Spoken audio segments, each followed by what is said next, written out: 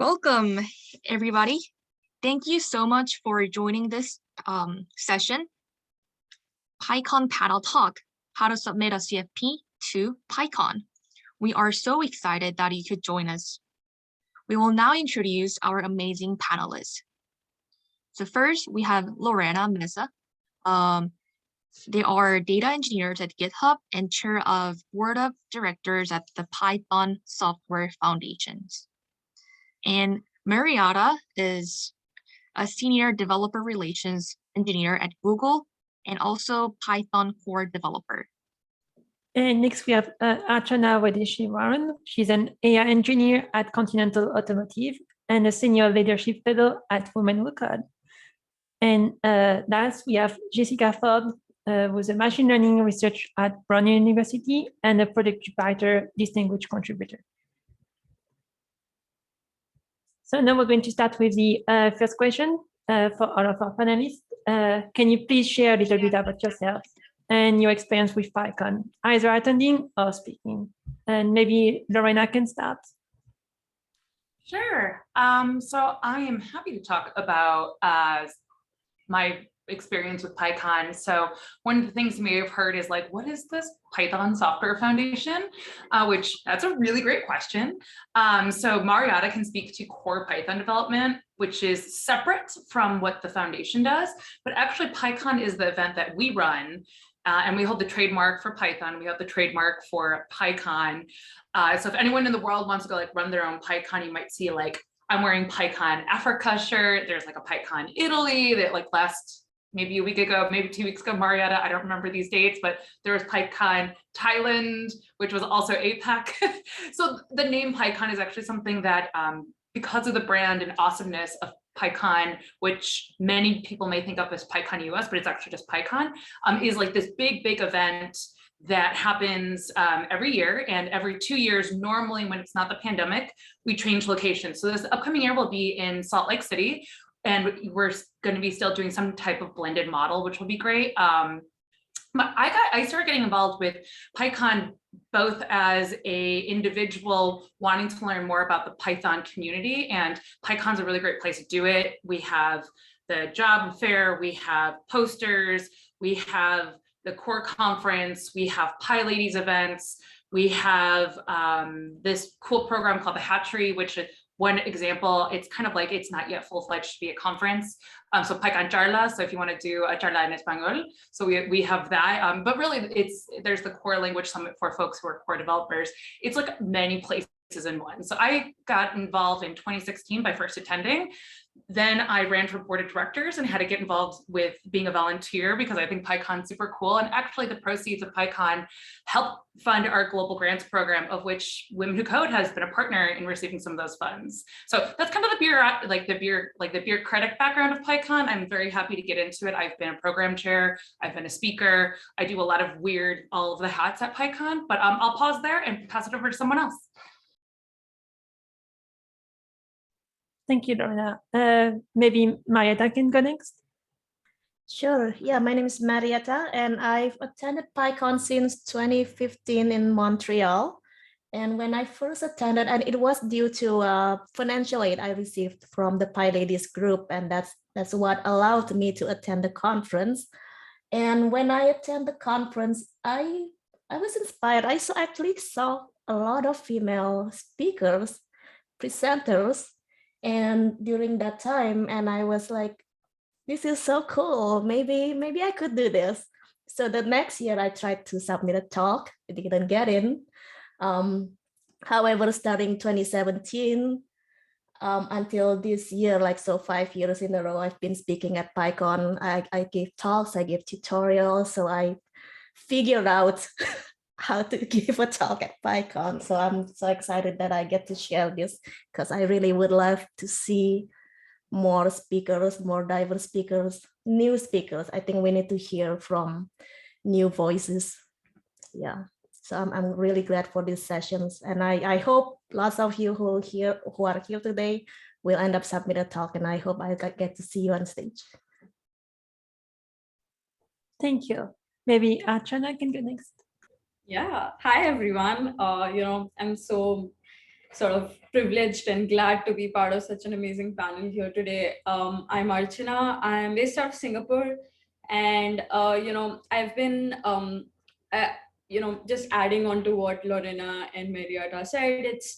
It's been great to be part of PyCon for the last, I had been a speaker in 2018 at PyCon Malaysia, and then, went on to be a reviewer at PyCon India from 2019 to now. So it's been a really great experience, even as a reviewer as well, because you get to learn so much from, folks who submitted talks.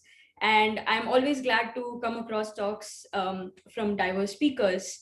And it's a privilege to sort of even read those talks. So yeah, I'm so glad to be here today to speak to all of you and to help out with this process as well. How about you, Jessica? Do you want to go next?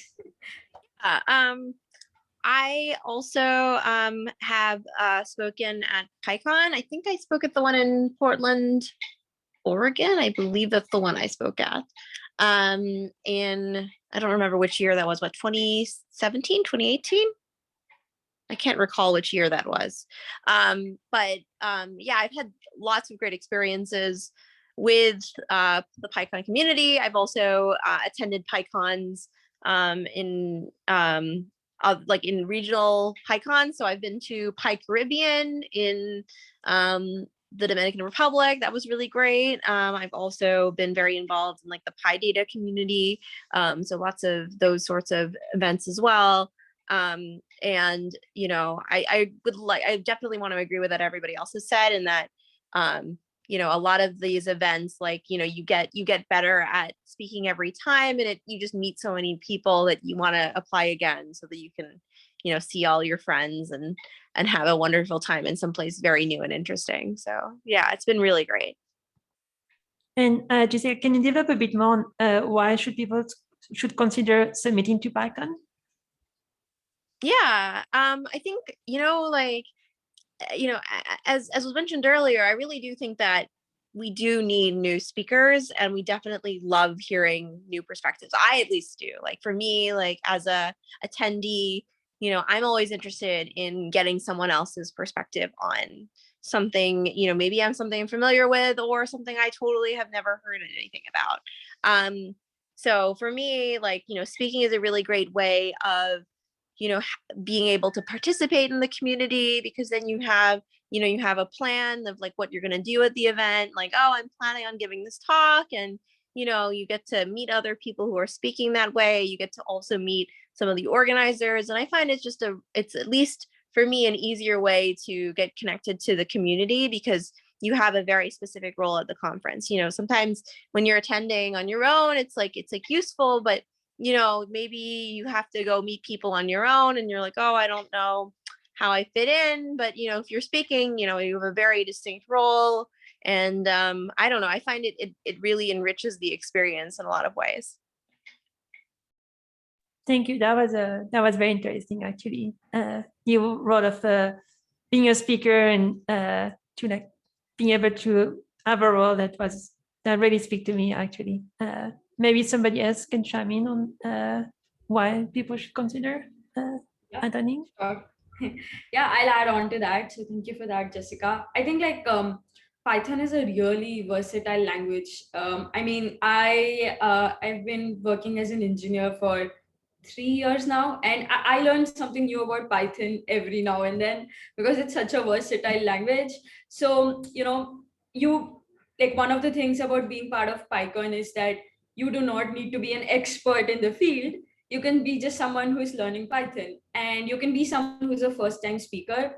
And when you're submitting a talk to PyCon, like the expectation is not like, for example, you need to solve world hunger in your talk, right? The expectation is that you're solving something simple, and that you've worked towards solving it, and that you've worked with Python, and that's pretty much it.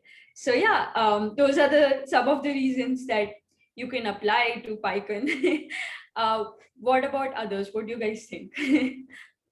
So one of the things I think you kind of hit the nail on the head, and I always like to quote people back to Jake Vanderplas's 2017 keynote. The title was like the surprising success of Python in scientific programming, which I would just say nix that, the surprise of Python being awesome. And we now see with the Toibi index, Python is the most popular programming language in the world. Granted, I'm not here to, I don't like to diss languages. I think languages all have great use for their things, but yeah, I mean, as someone who's been a program co-chair for PyCon, there is a lot of different topics. And I think that's something that's really, really fascinating, is that with a lot of the emerging trends, actually, it is the people submitting to kind of look behind the curtain a little bit. Based on the number of talks that come in every year, and we do get, in the order of hundreds for, only so many spots, but you might have a really interesting idea. A few years ago, asyncio was like considered exotic, and now we have so many talks around that. There's more and more, there's more and more divergence and diversity in what may be considered the machine learning and data science space, with reinforced learning, with maybe looking at environmentalism in Python.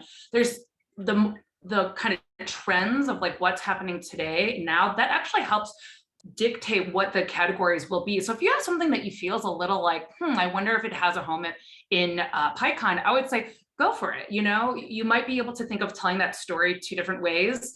Like, let's say you can talk about an open source library that you're really passionate about, or maybe some research in that same space. So I think when it comes to PyCon, I just really love that it is the community that dictates what the buckets and what the themes are. And those really are not static. You will see maybe some years there's not as much excitement in one, maybe in other years there's more excitement in specific topics. But I would say, kind of consider that if you're looking to workshop ideas. Obviously, Women Who Code, it's a great space here. I love that there's the Python specialized track. There's other spaces too. I always like to tell people, do not be afraid to ask your questions on Twitter. I am a very prolific Twitter person. I know I'm seeing Mariatta kind of nod too. I mean, you can ask a question and Guido might just respond to you and you'll be like, oh my gosh, what's going on here? But I think that's like the thing with PyCon. It is a community driven conference. So you might say, oh, I really like this topic, but I'm not an expert in it. Or like, what are 3 ways I can tell this story? Because maybe it's like, I'm really interested in the tool, the problem space, and something else.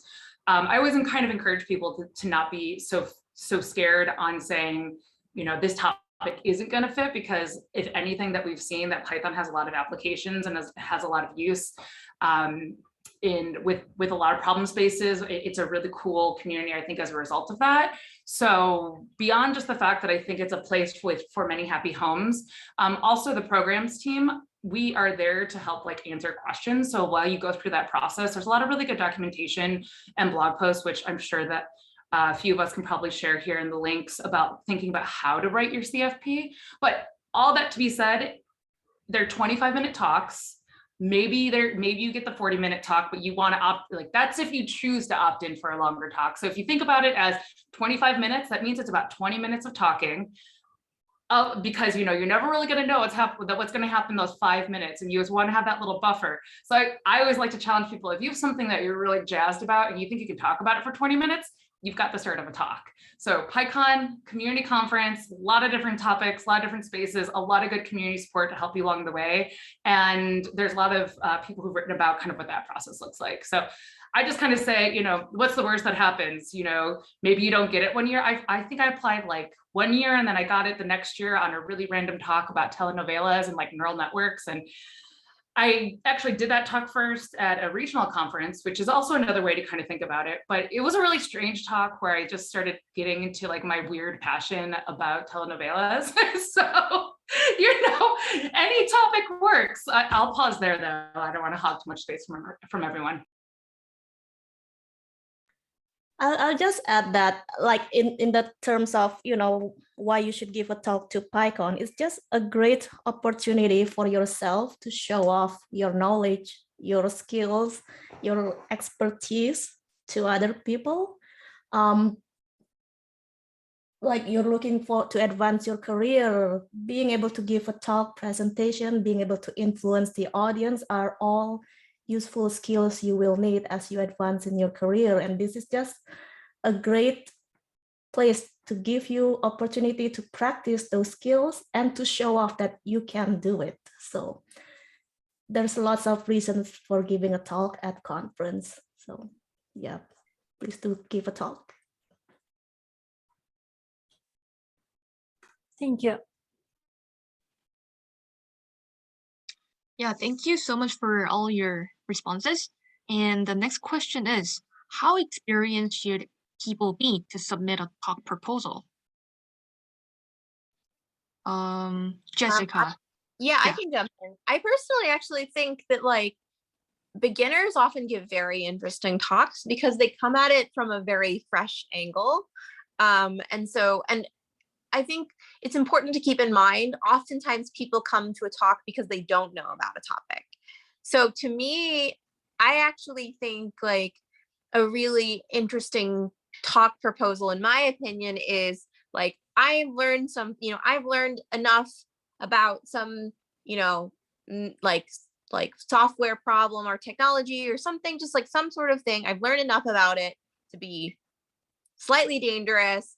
And, I have some experience under my belt and I want to be able to share it all with you. Like, to me, like, again, like, I actually think Lorena's like, talk about novelas is like perfect, like something that's just, that's kind of struck you, or it's, something you don't think people go by every day, like that's maybe an unusual application of Python is often one that I'm most interested in. So, it doesn't have to be like, I know, like, this technology upstairs and downstairs, and it's so important for like, my job, I'm the biggest expert. Like, those are useful, but to me, like, I think having a sense of humor and having a sense of excitement about it is more important than even having like, serious expertise. Like, this is supposed to be fun. Like, people are supposed to have a good experience. And so, I think being a beginner, like you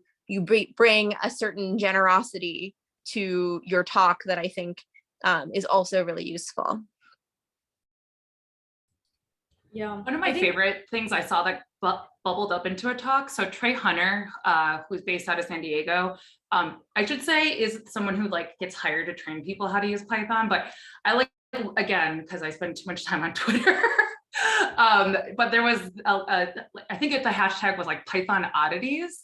And it was just like random things that people, and it wasn't just Trey, like it's many people who kind of like use that hashtag. And it's like weird things that like shouldn't intrinsically or philosophically shouldn't make sense in Python, but do. And it was interesting because it actually started getting into like the philosophy and design of Python, which again, as we know, is an interpreted language. And I think it kind of leads to like some really interesting conversations, specifically, like maybe you are someone who comes from another programming language and you're learning Python. In my day job, I don't really use Python a lot. At GitHub, I prominently use Go and Ruby. I use Python for like my pure joy and random archive the internet for all the telenovelas things. But I think what Jessica said is a really valid point about again, from the way we think about building out the program experience. Yes, there will be advanced talks, but those, unfortunately, I don't think have the most mass appeal, or like if they do, they might be very, very narrowly defined. And I think PyCon has done itself well at being a conference that has at least some content that's accessible for everyone. So while there will be something very, very niche about maybe a specific library or something that's coming new out in the Python design, or everyone's favorite topic, trying to rip out the GIL and seeing like what weird things are now happening with that endeavor, or whatever else anyone's talking about. PyCon intentionally is meant to be a space that's more broad and accessible. Obviously, there's more nuanced conferences. There's PyData, there's the SciPy communities as well, which are really great if you're going more into deep research. Not that there isn't a home for that at Python or at PyCon, but think about this conference as being, if you have not attended before, I would just say feel free to go check out videos. There's a really great whole bunch of archived lists. Everything's on YouTube or pyvideo.org or .com. I should know this. Actually Mariatta and I, with a colleague of ours, Elaine, we actually did a talk on the future of PyLadies. So there's actually a lot of really interesting talks too that aren't necessarily focused on like something very like Python specific. It can be about how to work in tech, thinking about, tech debt, like lessons learned from other programming languages, and kind of thinking about like, what is the design of like esoteric questions about designing a program language. There's a lot of really interesting things like that. So, you know, if you have some of those ideas or, you know, some things you want to ruminate more on, definitely go check out some of the catalog of folks who've spoken before, because I think the spirit of the question saying like needing to be an expert. I mean, yeah, I guess people can be an expert, but likely there's probably 10,000 blog posts on like that specific thing. So what's the unique flavor that you're going to bring to it? That's going to be the takeaway that I have, because that's going to be the thing. And maybe, you know, maybe I'm different than everyone, but that's kind of the way I look at it.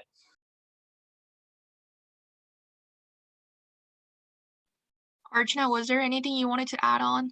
Yeah, but yeah, I think like Lorena hit the bullseye in with this. So I think just adding on to that, like as reviewers, right? Like when you look at PyCon proposals, you usually end up like selecting beginner, intermediate, and experienced. So it's not never like, you know, a single type. You have to sort of make sure that the talks are of different levels, and more importantly, just adding on to that, you know, you have to like make sure your talk is something like, as she said, you know, something which is unique about you and some form of implementation that probably you did. So, you know, it doesn't necessarily just have to be, you know, about some interpretation of some YouTube talk or something. It has to be more about what you learned in the process and what you come by. So I think that's more important, and that's the experience you need to put into the talk, and that's what people are looking for. But yeah, I would love to hear about what others also have in mind when they, you know, like what should people like put up in terms of the proposal. Thank you. So the next question, if it's okay to move on, is generally what advice do you have for submitting the CFP process?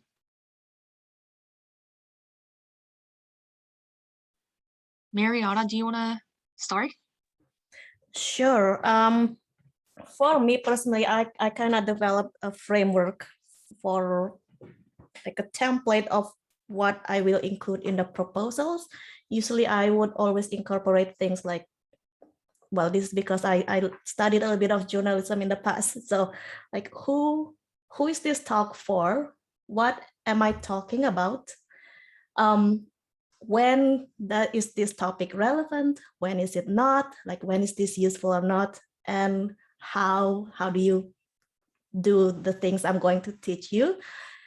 And the last element, which I found it missing in people's proposals, the why. Like why does the audience need to hear my talk? It's not just about here's the talk about PyTest, here's about certain libraries, or here's a story, but I try to incorporate the audience and what they will learn from my talk. Like if they don't come to my talk, they will miss out on this. Maybe they will not be as productive. They're not using the latest technology. Like I try to include this kind of reasons why the audience need to come to my talk. And when you have this kind of things, the reviewer will be easier to know that, yes, our audience need to hear this talk.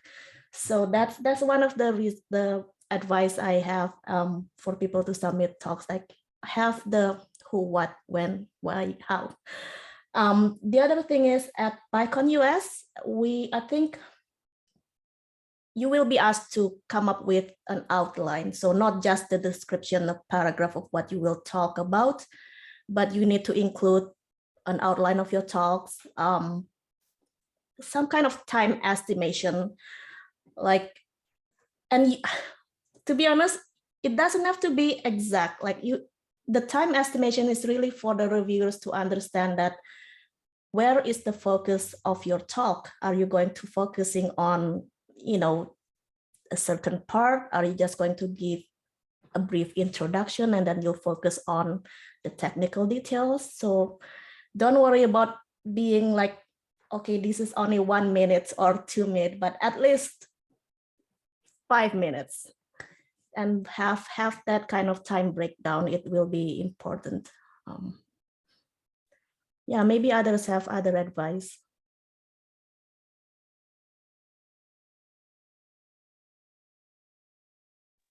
I think we can move on to the next question, maybe.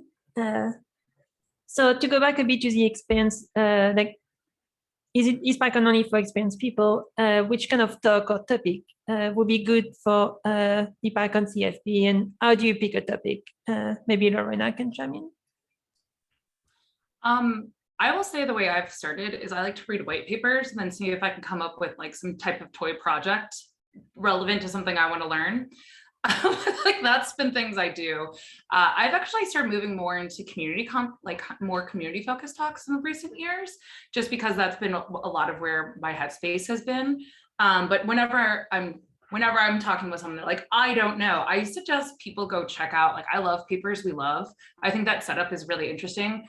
If anyone's ever been to one of their meetup group or even their conference, which has been run in the past as a pre-conf at Strange Loop, which is held in Missouri in the fall in the United States. They have a really good archive, and kind of their framework, I think, is a nice one to follow in the start. It's kind of like you can pick like a white paper that you're interested in, and then like 2 or 3 seminal papers in the field, and then use that to kind of like help explain or like do like a proof of concept of something new that you might want to try and build. And that framework, I think, holds well too, because maybe there's like a technical topic, you know, maybe you're trying to like make your server, like you're updating your project to work with pontificating off the top of my head, maybe you're changing some infrastructure changes in the way that your project is set up. I work at GitHub, so, you know, I'm all about like use code spaces and all the bells and whistles. But, you know, it's interesting sometimes, I think, when you maybe take something that's new and not necessarily new, but maybe something that you have a little exposure with, if you're trying to come up with an idea that you don't exactly have expertise on, something that you have a little bit of close proximity to with some type, I think, of toy example or something that you can kind of speak to that shows you like how to, because obviously Marietta made reference to a tutorial, and that's a very different experience. That's like, you're going to be teaching someone for 4 hours. This is going to be 25-minute talk. Again, you never know, like with in-person stuff, people run late, we can have tech glitches. So you might want to plan for like 20 to 22.5 minutes. So if thinking about introducing the concept, if that's about 5 minutes, and then you have like 15 meaty, or let's say like 13, 15 meaty minutes where you're really getting into like the heart of like, now here's how we apply the thing. That's kind of the way I like to jump into it. So I've historically done things like that. I'm actually not classically trained as, I do not have a computer science background. I actually came from political science and mathematics. So the way I kind of got into it when I started wanting to get more, and I actually think all the panelists here said that today, where, you know, what's the benefit of public speaking, or why do it? Obviously, it takes a special breed of us. Speaking is terrifying. Totally understand that. But for me, it helped me build the way that I wanted my expertise to be understood, or at least my professional brand.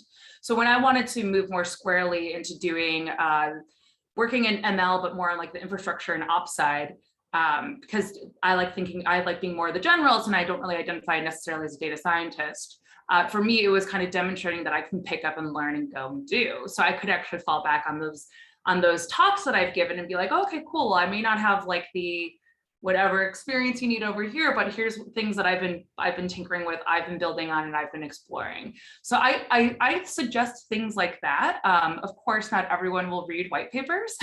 So if you've ever done any blogging, or if you do microbullet, like, you know, daily journals with microbulleting, I think that's something I encourage everyone to do. If you don't, just the idea in whatever your technical role or whatever your role is, you know, if you take that like 2 or 3 minutes at the end of the day to be like, what did I learn today? What are some challenges that I'm facing? And then what are some things that like I feel like I've conquered?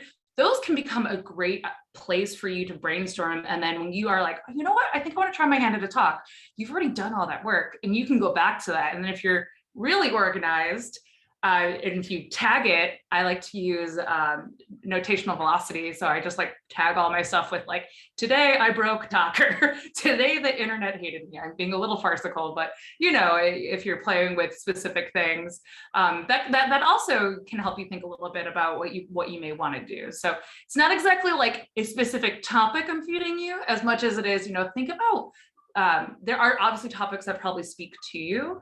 And so if you do some of that legwork of either either maybe narrowing down an area you're interested in and maybe doing a framework of like, here's something that exists and here's like 2 or 3 observations that maybe I want to try to demonstrating for people, or, you know, taking topics that you've kind of been learning and reflecting on, those can then themselves become, I think, great ideas for talk proposals. Another thing too, and don't feel intimidated that you need to send in like all the proposals, but you are not limited to just a proposal. You are more than welcome to submit more than one.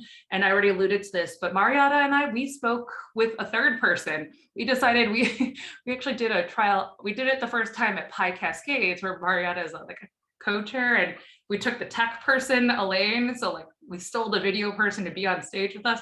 Anyways, but you know, if you do feel more comfortable working with a co-presenter, that is definitely something you can do as well. And it's not every year we have a few talks that are that way as well. So definitely feel free to do more than one proposal. And then, you know, just the last thing I'll say, if as you're building out the like what you want to talk about, you can always start with it as a lightning talk, right? You know, maybe this year you don't want to do a talk, but there is a lot of really great lightning talks.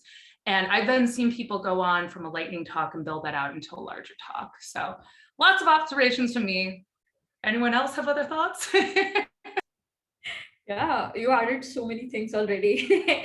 And as you were talking, I was getting more ideas as to, you know, about that as well. So thanks for that. So I think like, you know, one of the things that when usually I give this thing, you know, how to submit a talk to PyCon, and obviously when we sort of encourage groups to submit to PyCons, we give talks in, for example, our offices, and people are sort of always reluctant because, you know, you're working on something in your office or in your work, and you wouldn't necessarily want to share that, but the question becomes, how do I share that, right? Because I learned something new today, but I cannot share that because it's something which might be, you know, that the company is using right now. So I think like that's where you need to take a step back and think about the bigger issue. Maybe you are trying to solve something very specific with a Python package, or do you think this is something that is faced by other industries or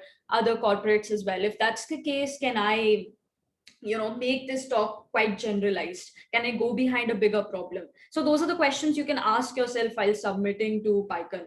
And like I also thought, okay, why not twist this question to understand what a reviewer might feel like? Because one of the things that the reviewer does is, you know, for example, when I was reviewing, like, so I took up the machine learning category in 2019, and I know it's like way more now, but in 2019 in PyCon India alone, we had 300 proposals, I remember, for machine learning. And that's a lot. Like you have to read through all these proposals, and obviously, you know, and then the question becomes, how do I make sure mine stands out? Because this person who's reading your proposal might read like, you know, 10 to 20 a day. So you have to make sure your thing stands out. So I wrote a few tips. So mind me, I'm just looking on the other screen from time to time. So make sure you, like one of the things when happens when we are like sort of judging or reviewing it is how good and interesting your talk and proposal is. Like, as I said, you know, are you going behind the bigger problem? Is it something that can be faced by someone else as well? And does your, like, I think this sort of borders towards the last question as well, but does your talk have good description, slides, maybe a good outline? Use bullets wherever you can. Use bullets because, you know, people read bullets more faster. And one thing that happens a lot when you're reviewing is you can immediately recognize promotional content. Like people promoting stuff is so quickly you can recognize, because you will notice like a certain way that they will speak about it. It's very, very specific to what they have felt. So, you know, make sure you avoid those. If it's something that you felt was unique to you, or also something that, you know, then just bring that out. Don't make it very specific to a company or something. And if it's open source, it's great. I think open source talks also get selected a lot because, again, it's something that can be implemented and used by many. And then one more thing that we look out for, like, is speaker bios, right? I think that also plays a huge role, because I think, like, especially first time speakers and all, reviewers immediately catch that and they're like, oh, this person should definitely be given a chance if, like, for example, the speaker bio is available. And so, yeah, so I would say, like, you know, use description where required, and, you know, use slides. and yeah, and have a good outline. Thank you, Archana. Maya, do you want to chime in, or maybe on the next question? I guess. I'll just share how I normally choose a topic. It's really based on the challenges, the problem I faced in the past year, and that after reflecting on how I came over it, like I want to share this to make sure others don't do the same mistake, or so that others can do things easier so they don't face the same challenge as I did. It's really about your own experience. That sometimes you might think that it's, well, this is my own experience, nobody care about it. We all care about it. We want to know, we want to hear it. So yeah, do think about your own experience and share it with people. Thank you. And I know with COVID, a lot of things have been moved to online. And I wanted to know, is there any preparation for in-person and online talks, and how they differ? And what are the different things to consider? What are the different things that you need to consider when you prepare your talk? Does anybody want to chime in first? Maybe Archana? Yeah, sure. I think like I was actually like I know that we had these sort of questions, looked at it at least. So I was thinking about it, and in person seems so long time ago, but nevertheless, let me look back and think about, you know, what really happened back then. I think like with in-person events, you will definitely, I mean, this is like the harsh truth, but I mean, don't feel discouraged, but this is something that does happen when you move into in-person conferences. You'll usually have people like when you get up on stage, you'll probably have people with like blank faces because they won't know what's going on. And the way that PyCon works is, you know, you have like a lot of parallel talks running. So probably people have sat there for like more than half a part of the day just listening to talks. So people end up having a bit of a blank expression. So you have to work through that. And you know, you'll have people who are zoned out as well, but don't feel discouraged, because I am very sure that literally every other speaker also sees that, because when you're looking at the audience, you're pretty much looking at everyone and everyone's faces, and so you have to just consider them to be, you know, maybe just look at the more enthusiastic ones and explain it through. And the other thing is like with online talks, I think that's like one of the great things, right? You don't have to look at people's faces like that, or like look at people's faces you don't want to, but you can instead like imagine yourself, like maybe, you know, you are someone as a beginner in the audience, and you're just explaining that person the talk again.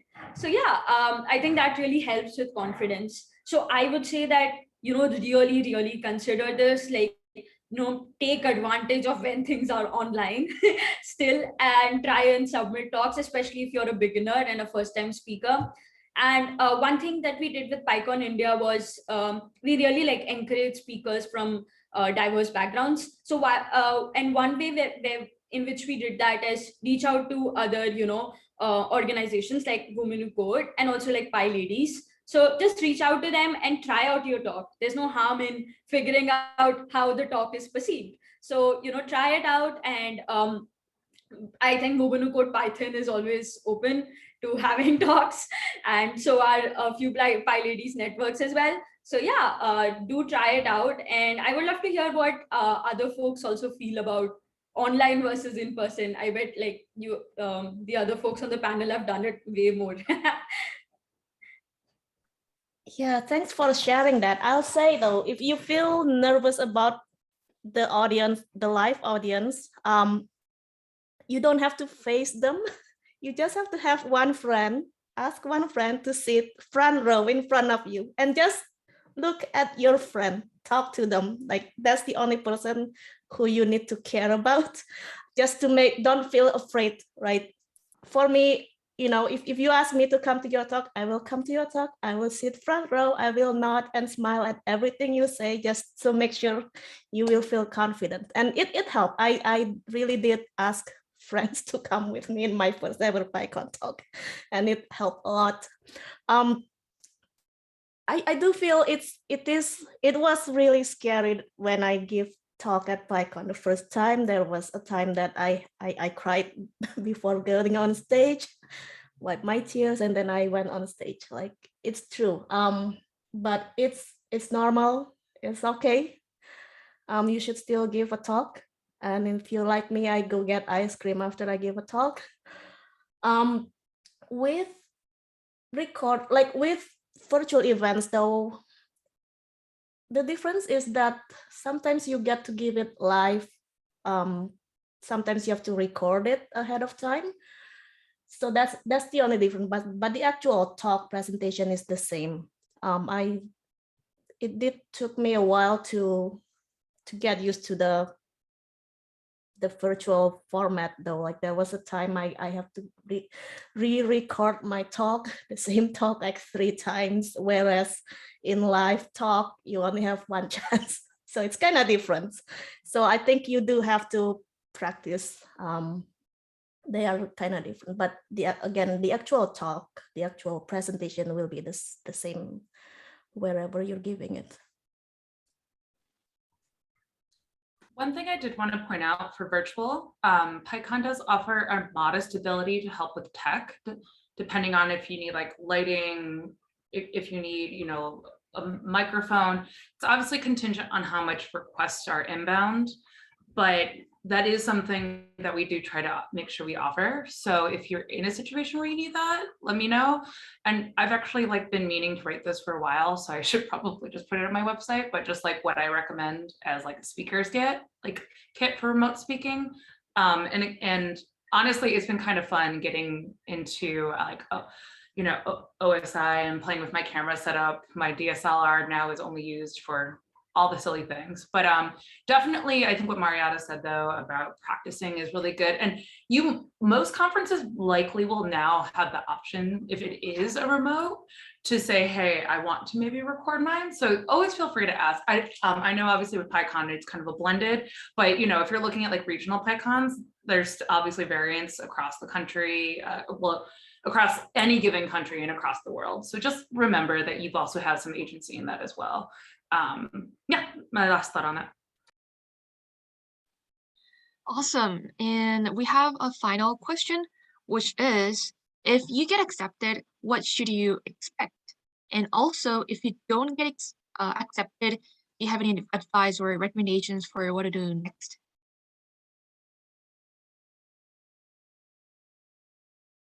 Archana, do you want to go first?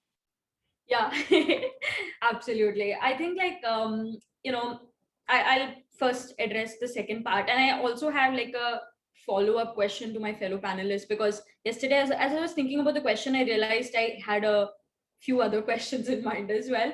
But yeah, so I feel like, you know, for every proposal you see accepted there for PyCon, believe me, that person has been, at least in my case, I'd been rejected at least 5 times at other PyCons before my proposal got accepted. And it happens. You have to, you know, some PyCons may have like, you know, different reviewers who reviewed your talk versus other PyCons, and that's going to happen. But it's like, you know, it just like, one thing is you have to realize is you did your part. You put yourself out there to make a change and to get like started on this great journey. Because, you know, I work with so many individuals, especially, I do keep repeating this, especially in the corporate world, where people don't submit talks, people don't do things like that. And it's rather sad, right, if you think about it, because we've been using this language, and right now, like, at least even machine learning or other parts of programming is so open source. So we are actually constantly relying on open source tools for our jobs. So I feel like it's a great step if you want to give back, right? And, you know, never ever consider that to be less, because, you know, there are so many folks out there who might not do the same. So yeah, thank you for taking that step for, you know, towards that.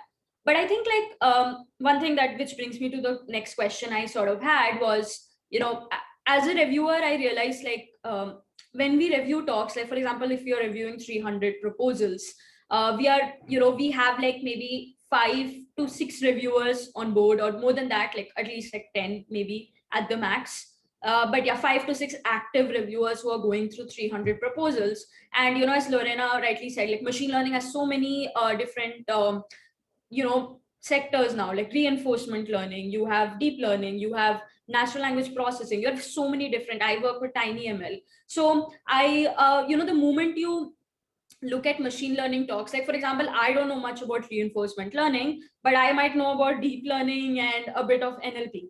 So, this question then becomes like, do you think, like, how much do you think reviewer bias affects proposals? Because I mean, this is something that quite frankly happens, but one way to prevent is to have enough reviewers. But do you oftentimes think that PyCon has like this maximum set of reviewers to make sure that talks don't go through this bias? So yeah, maybe it's a different question to the panelists as well.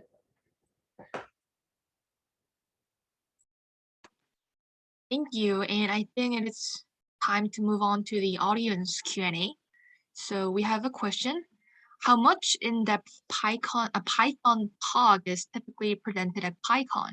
I use Python intermittently in my project, and it's a part of end-to-end solution, which comprises of other languages too. So do organizers prefer talks which applies Python in building enterprise solutions, or do they prefer core Python talks where people build libraries, etc.?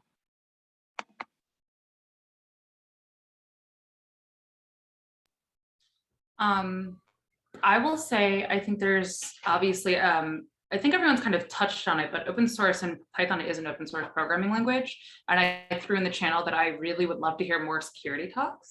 That's a huge thing. So without going too far into the weeds on it, President Biden of the US issued an executive order so that all software needs to be able to deliver the build materials to say this is everything that builds this piece of software. There was a big hack, SolarWinds, that continues to demonstrate that just using open source without understanding where vulnerabilities are can really be a really, really big problem. As well as just, open source, we continue to see, unfortunately, a lot of volunteer hours. Staring at you, Marietta. Oh, actually, there's probably many of us in this room, but or in this Zoom room. But unfortunately, there's only so many hours in the day, and it tends to bias those who are the most privileged and the most with power. So I think while open source can be really liberating and great, at the same time, it also is a thorn because we're not investing in our infrastructure and really doing what we need to, heavy lifting wise, to really invest in it. So I think with open source, if you think about kind of open source as like how it can impact all users of it, because often a lot of problems that we think of as maybe being specific, like enterprise, is something that can impact just users of software in general. I mean, another great example of this might be I'm really passionate about thinking about responsible computer science or ethics in the computer science space. And you might be able to speak to that and thinking about, bias in machine learning, or the ways in which we build tools and communities that exclude people. And I know both the other panelists have really great expertise on thinking about this as well. So there's ways I think we can frame those questions that isn't about, at my company I do this, but there's probably a larger subset, or maybe it's just shifting the tone of the question a bit. So maybe that's the way I would suggest thinking about it. And again, if it's something where it's like lessons learned from enterprise and bringing it to open source, or the other way around, I mean, inner source after all, right? There's a lot of ways to do that. So I would just encourage people to kind of think about maybe some of the different vignettes and different vantage points you can ask that question from. Yeah, and you really don't have to be giving technical related talks. Like it has to be related to Python community, and Python community is not just programming language. We are a community. We have, meetups. We have governance. Like there's the PSF. We have, we have the steering council. They look after different aspects of Python community, not just the language. You can talk about documentation. Those are related to programming, to Python as well. Like one time I gave a talk about mentorship. It's not really Python, but it is relevant to people who are attending the conference. So like the takeaway is it can really be very broad. It's just what you like to talk about, why you think the audience will will learn from this. It's all about you.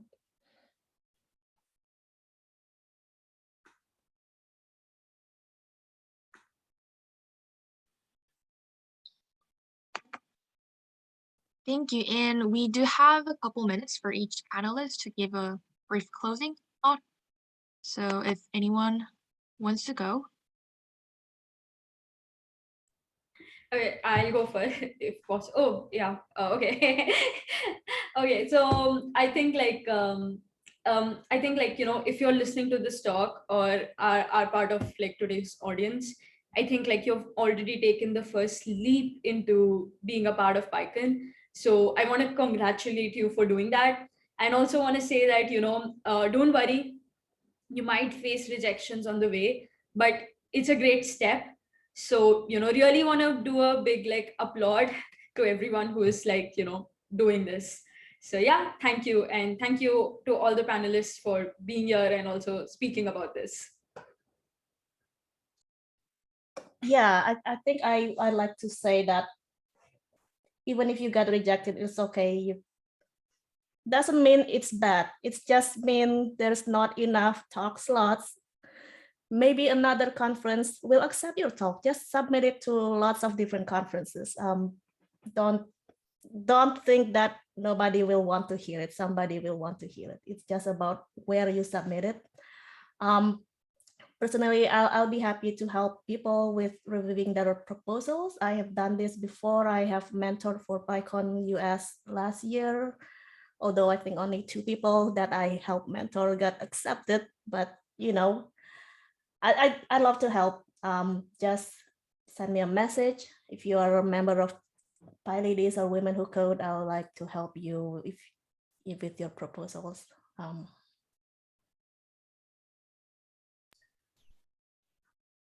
Yeah, I'm just gonna ditto the other two. It's really humbling to be able to ask to share the fact that I just get to hang out with cool people and learn from really cool people. So like, I really look forward to not hearing my voice, because that is way more interesting in my opinion.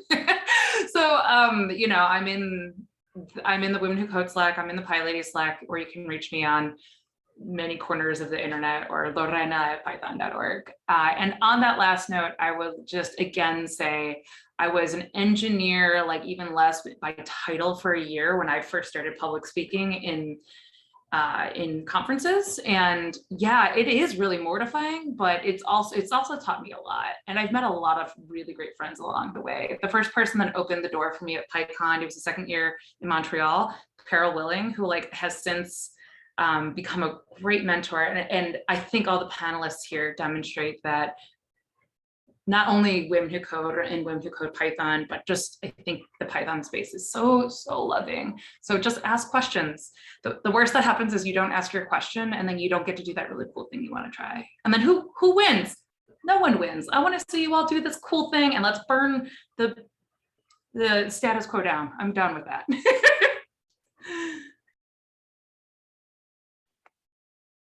So yeah, thank you so much. Thank you everybody for joining, and I really want to like thank all the panelists for like sharing their experience, and we really learned a lot. And I hope that somebody like has got some courage to submit a talk at PyCon, because I did. So yeah, thank you so much. And this was PyCon panel talk.